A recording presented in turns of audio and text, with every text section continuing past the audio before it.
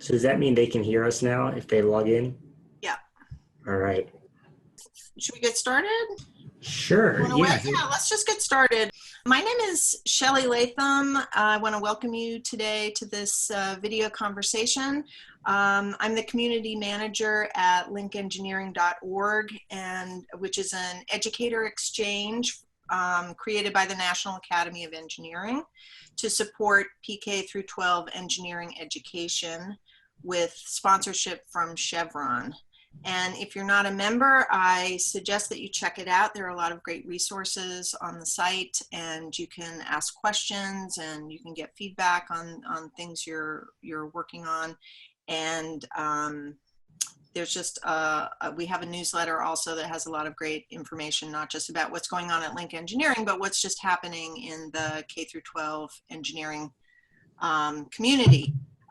So TeachEngineering is one of our partner organizations, and I'm really thrilled to have Mike Soltys here to tell us more about TeachEngineering and to give us a little tour, show us what they've got going on there, and sort of how best to use the resources that are there, and answer also your general engineering education questions. And normally I would just do the whole introduction for Mike, but I'm going to let Mike do it for himself because I have a feeling he's going to do it better than I am. So Mike, why don't you tell us a little bit about yourself and your involvement with TeachEngineering, and take it from there. Sure. So I'm Mike Soltys. I'm an instructor at the University of Colorado Boulder. I teach engineering design at CU. And, you know, before coming to CU as an instructor, I have some experience. I taught in a high school for 3 years. And so I have a little bit of background in the classroom. Specifically, I was teaching in an engineering classroom in the high school in Longmont, Colorado. So that's who I am, and I'm co-director of TeachEngineering. So I help run the website. We have a team that runs TeachEngineering, mostly based here at University of Colorado Boulder. We have a few people at Oregon State, and then a few people that work in remotely. But that's kind of who we are. As you know, people log in, it'd be great if you kind of, you know, feel free to ask questions at any time using the chat window. I'd be really happy to have this be as interactive as possible. And if you want me to cover something specifically, or there's something you're really hoping to get out of this, talking with me, I'd be really happy to kind of steer the course of this conversation based on what kind of pops up in the chat window. So yeah, should we jump in? Yeah. Why don't you take us on give us the overview and the tour, or whatever, however you want to get us started. Sure. I'm going to share my screen here.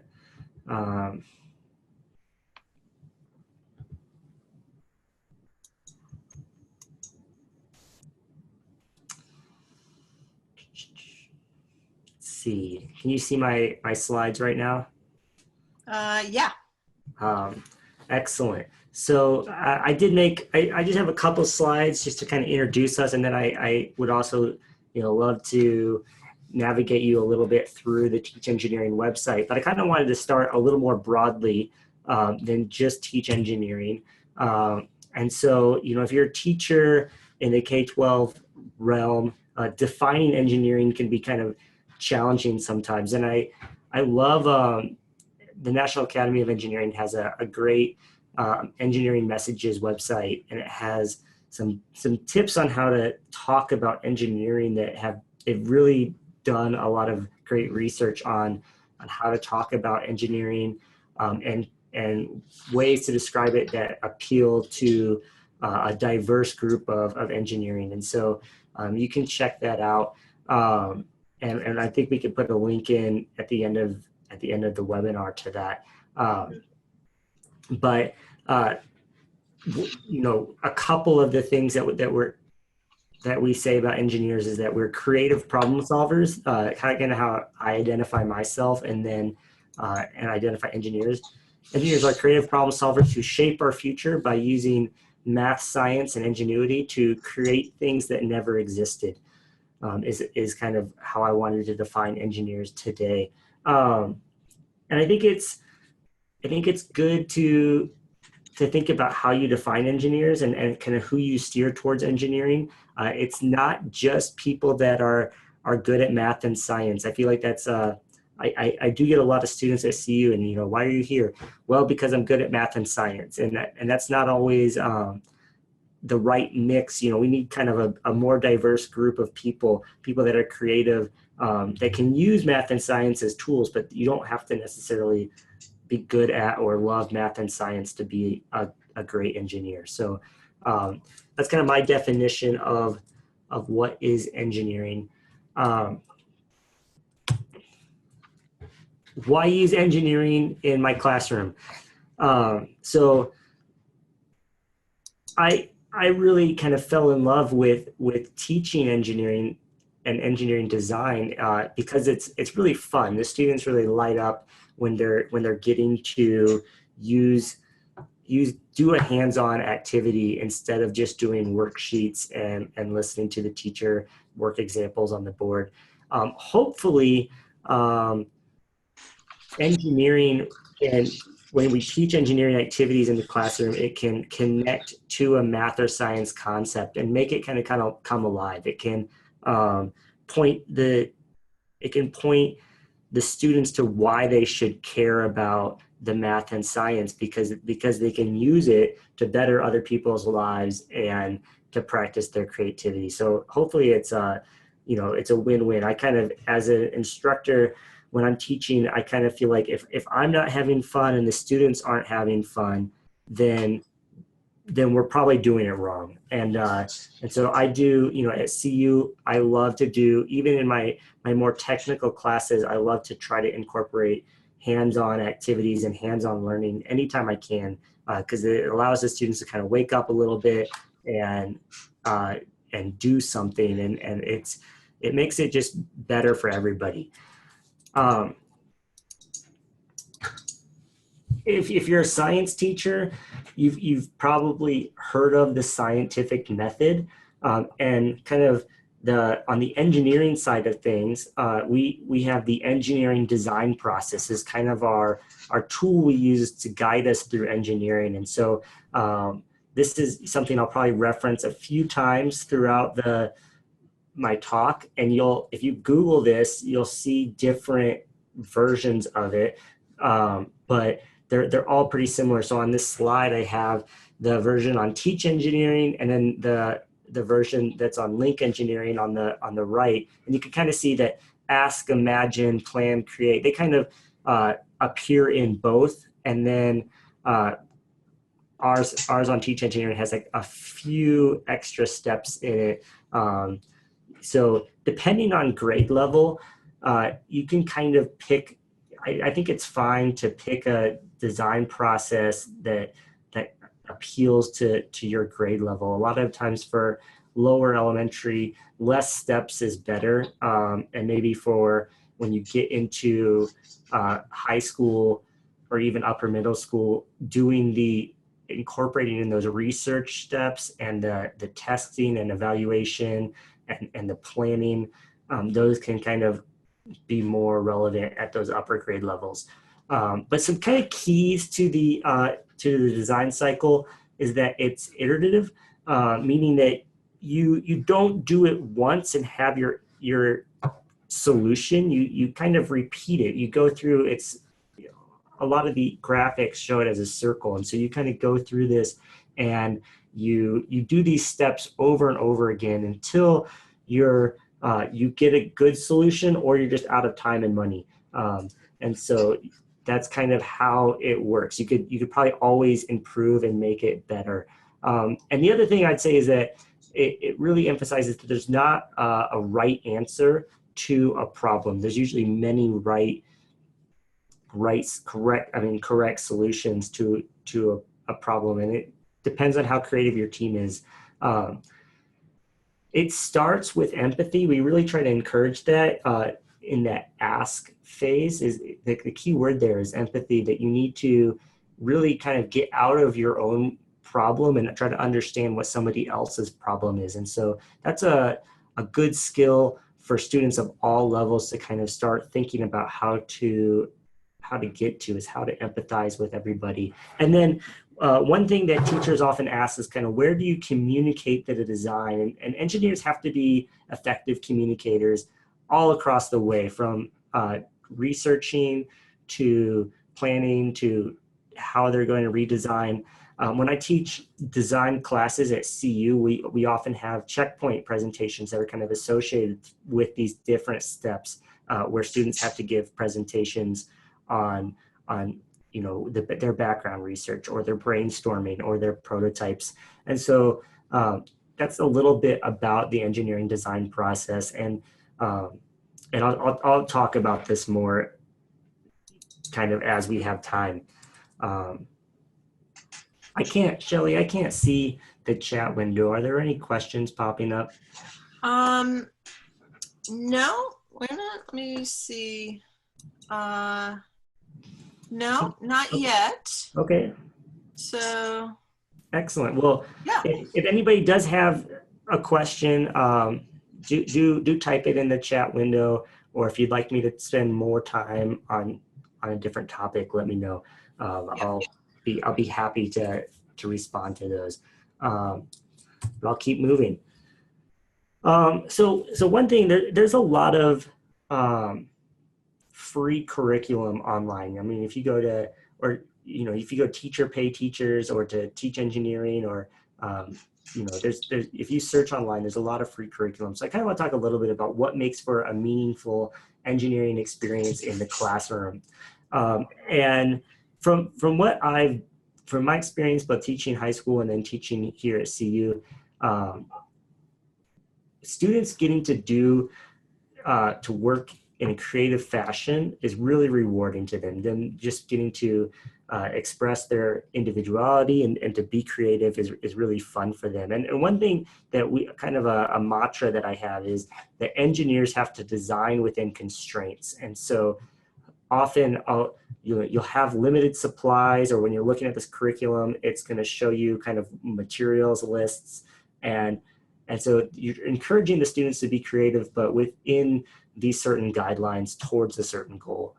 The other thing is, I said there's no right answer. That means that there's often some wrong answers too. And I think being able to kind of celebrate that and have something fail and have it be okay is really important for a meaningful engineering experience. And so that's kind of goes along with, if you've heard of growth mindset, which is a kind of a concept that's really big right now. Is it's okay to fail. It's okay not to get it right your first time. It's an iterative process. And so if something that your students build doesn't work out, and you're out of time, I think that it's good to have time for them to kind of close the loop and say, well, what would you do if you had more time? What would you do if you had more materials? What would you do if X, Y, or Z hadn't happened? How would you change your design to improve it? That's really kind of nice. And I think anytime you can build the student's self-efficacy, it really is a helpful experience for the students. It makes it meaningful. So whether it's, maybe a student's not very good at math, but you're working on a hands-on project and they're actually pretty good at building something, that can be a really good experience, because they realize, oh, I have something to contribute also. I can contribute to the project in this way, and also trying to draw out people, teach them new skills, teach the student who's never used a drill before how to use a cordless drill, if your project does that, or teach them how to cut out something or put something together, is really important. And then the last kind of thing that I wanted to point out is, it's really meaningful if you can relate it to a math or science concept that's relevant to them now, and they can be like, oh, I learned about um, fractions in math, and now we're using them in this activity, and I can actually see how they're useful and why I might care. And so that's a really powerful part of having a meaningful design experience. So TeachEngineering is, so obviously it's one I'm partial to because I help run it. So it's one resource that offers free curriculum. We really focus on, we want to be the premier resource that gets engineering into the classroom. We'd love to see more students and a more diverse set of students go to engineering colleges around the country. It's a really, it's a degree that can really better the students' lives, and we're really passionate about that. Especially students who maybe haven't always, maybe they don't know anybody that's an engineer or even what an engineer does. It's really helpful to kind of have that idea that, oh, I could have a career in engineering. I kind of know what an engineer is and does. And so experiencing that in elementary school, middle school, high school, that's a really big step for these students. And we really hope to boost the number of students coming into engineering or thinking about engineering. It's made up of kind of our bread and butter. If you look at these numbers here, we have a lot of hands-on activities. We have over 1,000 hands-on activities, and that number is growing on and on. So if you're on TeachEngineering, and I'll go over TeachEngineering in just a second to kind of give you a rundown of how it works, but hands-on activities are kind of what we focus on at TeachEngineering. We also have lessons, 500 lessons. Almost all of those are paired with one or more of hands-on activities. So there might be a lesson on a certain topic, and then it's paired with a couple of hands-on activities that get that point across. And then we have curricular units, which are made up of multiple lessons. Some of them are, a week to a couple weeks long, where, it's like you could do, even some of them are designed to be a complete semester class. Maybe if you're trying to teach an engineering classroom, you could go through this curricular unit and experience these lessons and activities in a sequential order. We also have what we call sprinkles. These are all kind of modified versions of our hands-on activities. They're modified to kind of fit on a single page and to be good for like an after-school activity or just a quick activity if you need something that's just ready to go. We have sprinkles, and so all of those are kind of modified versions of activities, and a lot of them we've translated to Spanish too. So if you're working with an after-school program where the volunteers might be Spanish speaking, that's a really good resource. And then we have new to our collection, our maker challenges. And so those are kind of a little bit more open-ended, trying to fit in maker spaces, and maker movements are really big especially in the high school realm. And so these are challenges you can give to the students that are pretty open-ended and allow them to really kind of exercise their creativity when designing. And so that's kind of a little bit of a snapshot about what TeachEngineering is. We really focus on being standards aligned. So all of our activities are aligned to NGSS, the Next Generation Science Standards. And then we've aligned all of the activities we can to Common Core Math Standards. Not all of them align to Common Core Math Standards, but we aligned all that we can. And we also welcome new submissions. So if you're a teacher and you have a great idea, we go through a process to get curriculum up to kind of a level that we think is publishable. And so we have it tested in a classroom. We have an engineer review the curriculum for scientific accuracy, and that makes it into something that we're really proud to keep on our website. We think our collection is really well curated and is accurate scientifically and is age appropriate and good for the teachers. We have just under 2.5 million users accessing TeachEngineering every year from around the world. So it's always fun to get new curriculum from those teachers. How long, Mike, how long is that process? Like if somebody submits a lesson plan or an activity, how long is that review process? I mean, how involved is it? Yeah, so it really kind of depends on how. So can you still see my screen? Yeah. Um, if you wanted to submit, so I'm on TeachEngineering's website right now, and if you wanted to submit, you can click on about and want to submit curriculum, and there's a template, like a Microsoft Word template that you can download and plug in your curriculum that kind of matches what you see on our website. And so teachers can click on that and they can download the template. There's templates for activities and for lessons.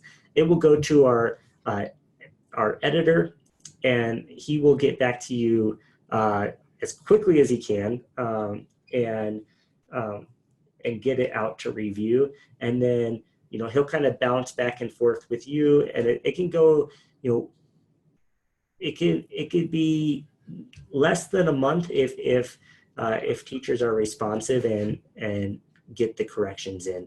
Mm-hmm. So, great question. Thank you. Let's see. Are there any other questions, or should I keep going? Why don't you keep going? Yeah. Maybe show us an example of an activity versus a lesson. Sure.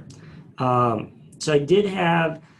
So if you go to the TeachEngineering homepage, it's teachengineering.org. You can search curriculum. There's a couple different ways to do it, but the kind of best way is just to use our search box. There's one up here in the top right, and there's one down here.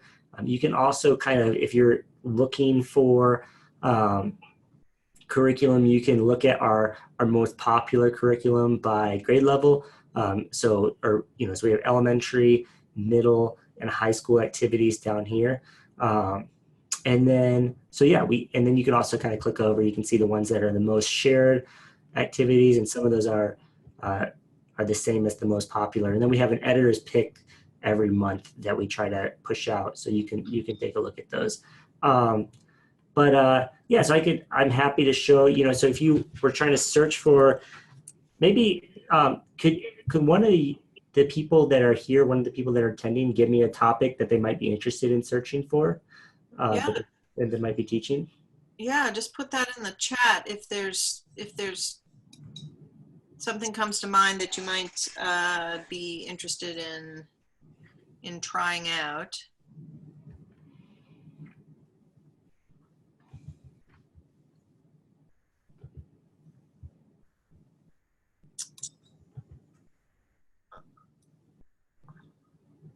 Airplane activities. Hi, Patricia.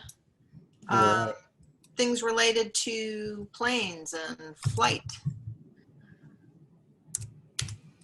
So I'll just type in airplanes into the search.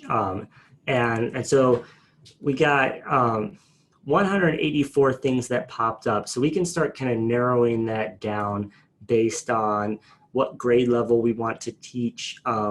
If we want a hands-on activity, we can click that. This little circle here, I talked about the design process, and this little circle kind of indicates if it's more of an engineering design, kind of an open-ended problem where the students will be building something with their creativity, or if it's kind of more of a science, kind of a recipe science lesson. So if it doesn't have the icon, it's probably a little less design focused on TeachEngineering. And if it does have this icon, then it means it's going to be more design focused. And then the ones with the full icon are kind of our most design focused activities.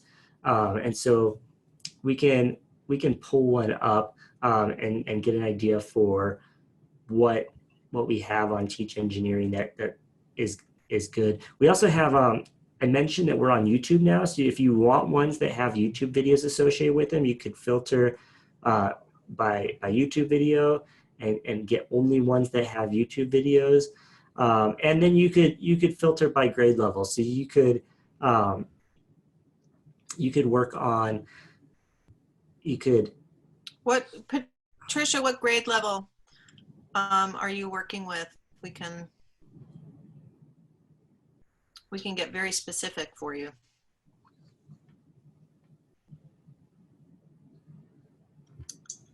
The other thing that's very cool, and I'm sure you're going to mention it, is that you can also filter by how much time it takes to do the activity or the lesson, which I think is really great. Hands-on experience, please. I work with K through 12, but middle school is fine. So cool. So yeah, yeah. This first one might be a good one if you're looking for flights. It's a 7th grade activity about building tetrahedral kites, and it gives a good kind of idea of what our interface looks like. You'll notice I'm not logged in or anything. You don't have to have an account with Teach Engineering to use our curriculum. So you could just go right here and come to this activity. Kind of the layout.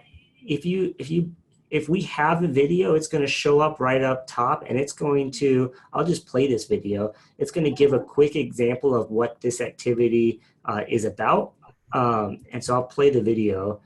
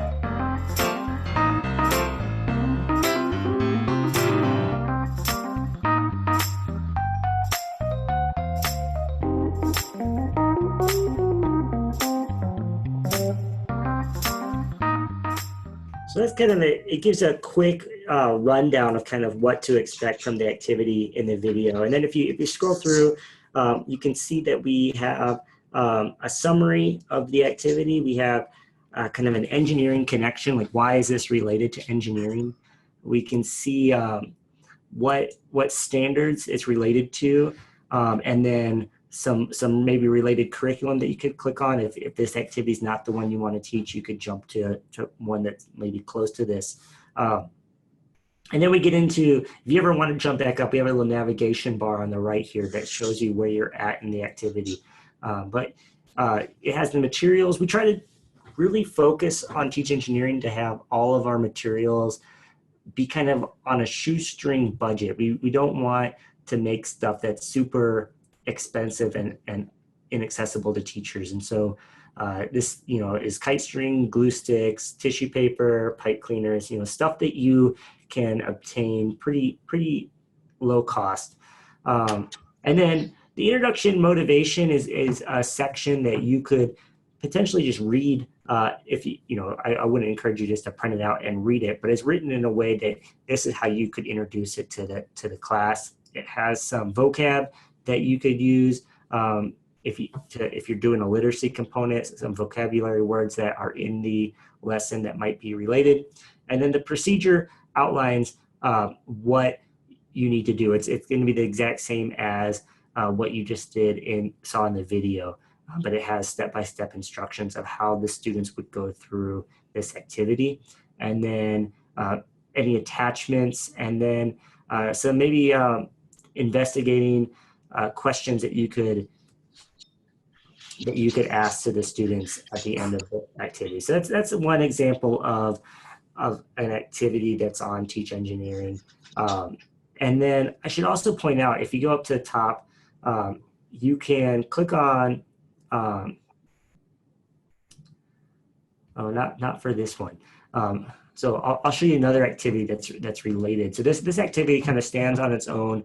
You could do this with some students, and the activity supposedly takes about 45 minutes to complete. So about maybe one class period. So let me show you some more curriculum that I wanted to kind of highlight, maybe at a different age level. There was one activity that I really like called Protect That Pill. So I'm just going to pull it up because I know the title of it. And so this one here, the key to this is this kind of a biochemistry or biochemical engineering activity that you could use with your students. And they're talking about putting coatings on pills and how engineers design coatings for pills to keep them from upsetting your stomach. So you can think about your aspirin tablets that have coatings on them. And you can, this might be a fun one to bring into a lesson on the human body or the human digestive process. Again, we have the educational standards, a video kind of showing the activity. And one cool thing about this one is you can see this related curriculum bar shows kind of where this falls in. So this activity is part of a unit on biomedical engineering. And so there's all these lessons which have the orange bar next to them that that show up here in this biomedical engineering unit. And then some of the lessons have multiple activities that are associated with it. So if you really wanted to focus in on biomedical engineering, you could use this unit as a way to get all this information across. And so I could jump from this activity, which I think is a really fun one. Students in this activity, they make coatings for pills out of flour, sugar, oil, and water. And the pills are Skittles. And then they put it in diet soda, and you can actually see how long your coating prevents the air quote pill from dissolving. And then when it starts dissolving, it colors the diet soda whatever color the Skittle is. And so it's kind of a fun one for students because it's also edible. But it also has before I jump to the lesson, you can see this one has worksheets associated with it. So it has a fraction worksheet that you could print off and use in your classroom that relates it to fractions. And so you could use this worksheet with the activity to have the students kind of take home that math connection to this activity. And then I will jump over to the lesson that goes with it. So if you wanted to, you could do this activity as a standalone activity. If you wanted to talk more about digestion, I'm going to click on the lesson that goes with it. And this lesson has information about how the digestion system works and how to simulate it using soda for the stomach acid. And so it has some great information, a nice little lesson plan and some of these even have PowerPoints associated with them that you could use to teach the activity in your class. And so that's just another example of a lesson that's paired with an activity. And you'll find some activities that don't have lessons paired with them, but you will never find a lesson on Teach Engineering that doesn't have a hands-on activity paired with it. We really try to focus on everything having a hands-on activity paired with it. Mike, while we're here on this page, why don't we just touch on the link to Link Engineering, the share feature. Yeah. And then we can, Tracy did ask a question, but it looks like Tracy is not here anymore. So yeah, why don't we touch on that and then see what questions people have. Sure. There is this link over here. So we're partnered with Link Engineering, and there is this link over here where you can share your experience with teaching a lesson. So if you taught this lesson and you had some feedback for it, you could click this link. It will take you over to Link Engineering, and you can type in your experience right in this box here. And so this one doesn't have any experiences shared, but I did pull a few activities up that do have teacher experiences that we could look at. And so I'll navigate over to those. This activity is called Build an Anemometer. So now we're on Link Engineering's website. And if you wanted to get here, if you were straight on Link Engineering, you could click this share button, and then they have kind of all the experiences that people have shared on their site. So they have all these activities. This is another great way to find resources is on Link Engineering. They have all these great resources, and you can kind of go through and see ones that have teacher experiences, and they have these little emoticons that you can look at to see how the experience was, what the teacher thought of it. So you probably, if it was a mediocre experience, you might not want to teach it, or you might want to read what problems they had with it before bringing it into your classroom. So then going down to that, so you can see there's all these activities. But going to this Build an Anemometer one, I think this one's a pretty fun activity that I've done with students before. You can kind of read about what they did that they liked about it, what problems they had. This teacher says they didn't think the clay base was very great, and so they suggest making sure you don't get a clay that's going to dry out, or maybe using something different for the base of this activity.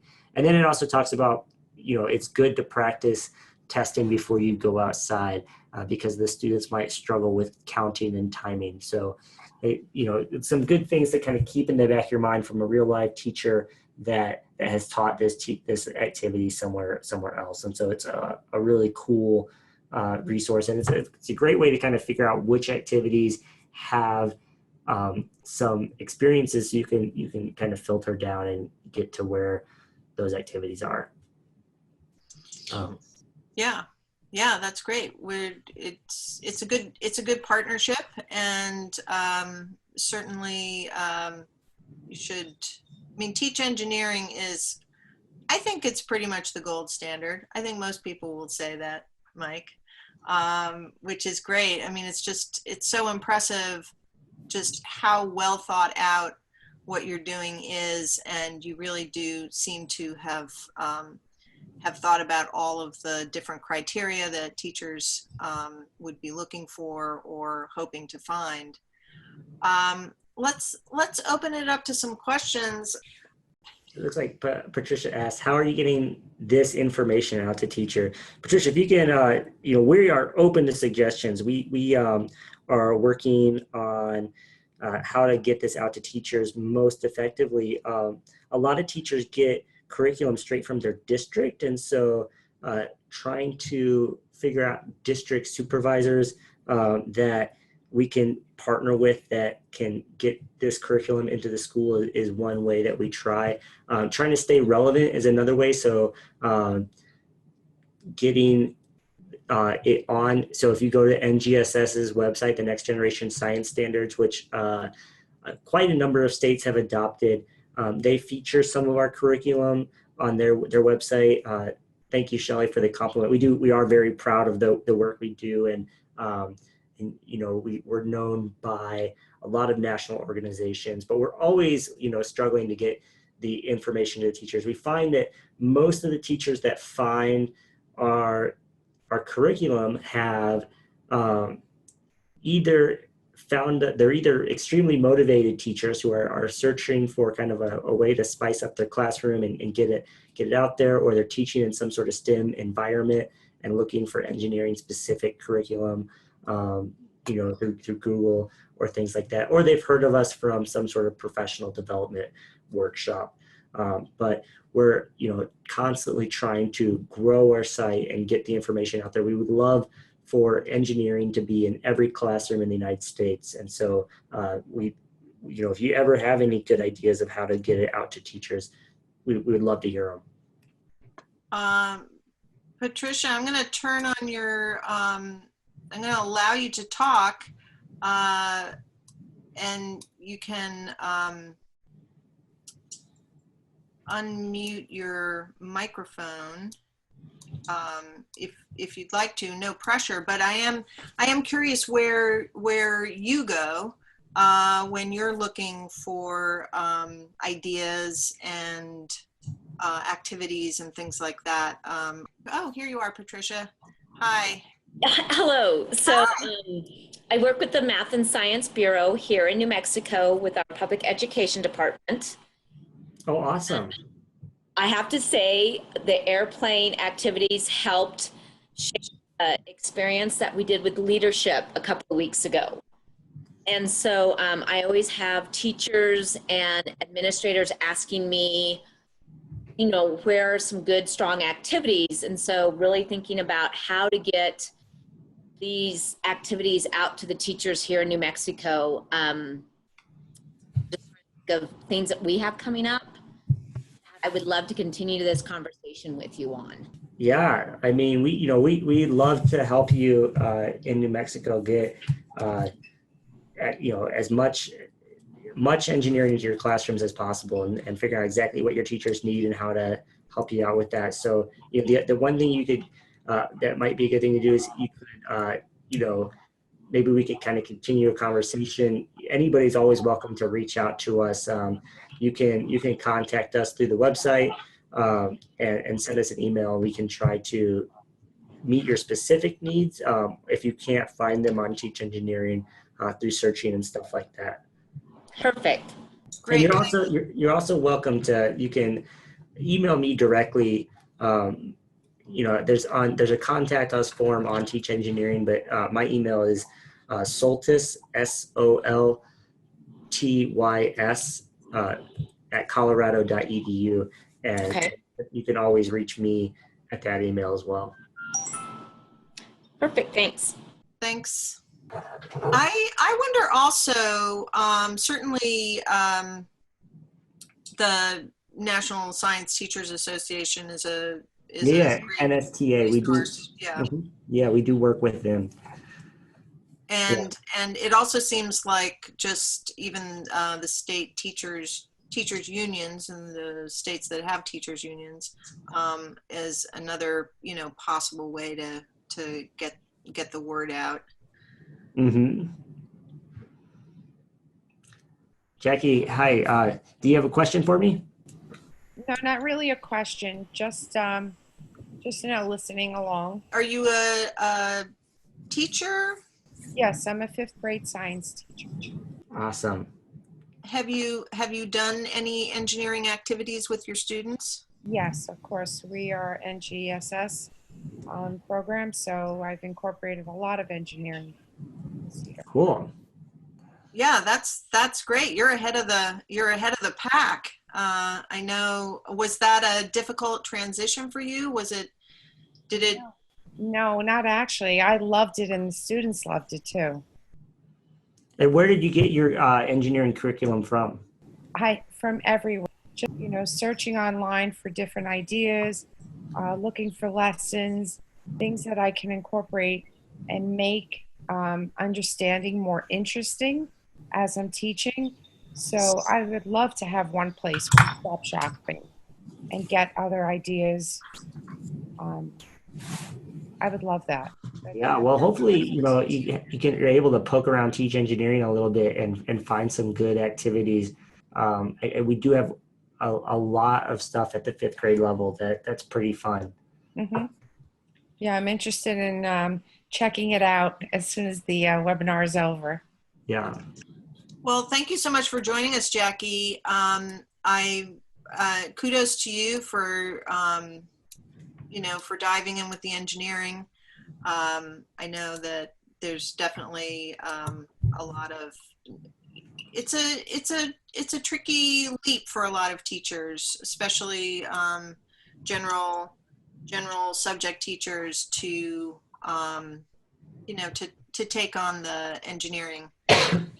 I mean, I think it's fun and I think it's accessible, but I also think that there's a lack of confidence sometimes in their ability to do it, and worrying that they're not doing it right, which is certainly what Link Engineering is trying to address as well. Just giving enough information to give you the confidence to get started and to feel good about what you're doing. All right. Well, what else do we want to cover? I feel like we've done a really great overview of Teach Engineering. Yeah. I got one more thing that I can show y'all.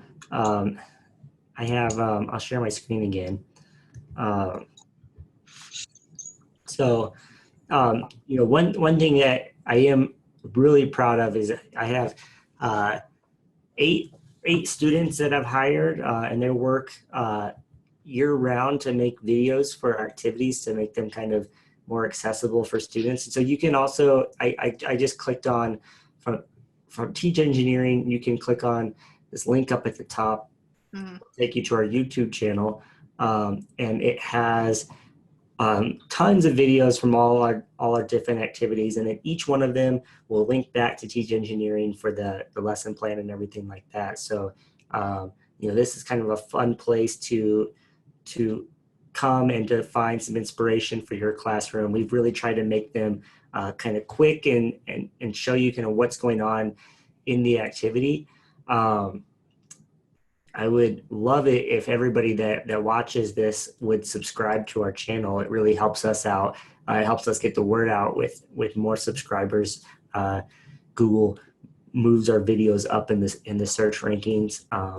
But you can see that these videos have been really valuable to us. We have some of them down here have 20,000 views, 10,000 views. It's a really cool way to kind of get the word out about Teach Engineering.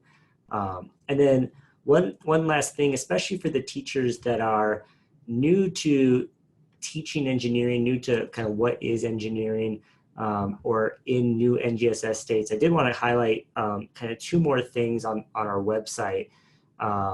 One being, we have this NGSS engineering hub that we're working on right now. So if you click on NGSS engineering, we have some of our favorite NGSS aligned curriculum at different grade bands, so K through 2, 3 through 5. As you move your mouse over it, it will tell you a little bit about it. But these are kind of hand-picked activities that we picked that are aligned to next generation science standards. And then we're actually working on, and it should be live in a couple weeks, we're also going to have links to a full web page for each of these grade bands that talks a little bit more about teaching engineering at that grade level. Oh, nice. So that's one thing I wanted to highlight. And then you can click on this browse button and it will take you to our full collection where this is back to our search page and it's kind of pre-filled, pre-selected with only show curriculum that's been aligned to these NGSS engineering design alignments. And so that's one thing I wanted to highlight. And then the other thing I wanted to show a little bit about is the design process. If you're new to teaching engineering and you're just trying to look for more resources, these are some of our favorite full design activities. And we have a video here that we've made that kind of explains the design process that you could watch to kind of increase your understanding of it. Or you could even show it in the classroom if you would like to learn to tell your students that way about the engineering design process. And then we have some activities that we like, and then we have a little bit of a description about what the design process is, and you can kind of click on each of these steps to get a little more detail about what the design process entails. And so those are just two other features of the site that I wanted to make sure that I highlighted as you're trying to find curriculum that you're going to teach. This is a great way to find some of our favorite activities. And so is through these links at the top. We're going to sort of conclude this part of it because our hour's just about up. And I'm going to share the screen and tell you a little bit about what we have coming up at Link Engineering for this video conversation series.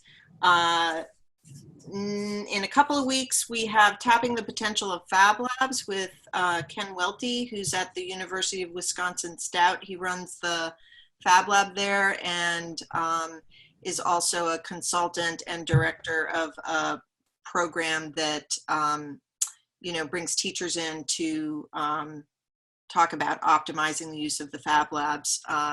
So a lot of schools are getting the equipment. They've got really sophisticated equipment, but they're not entirely sure what to do with it. So Ken and Lawrence, who is a high school teacher and technology and engineering teacher who runs a high school Fab Lab and collaborates with Ken at the University of Wisconsin Stout, is going to kind of talk about how to get the most out of that. That will also cover a little bit the difference between a Fab Lab and makerspace and project-based learning and all of that, which are all really exciting developments and great thing, but how to really link them up with meaningful engineering experiences as well.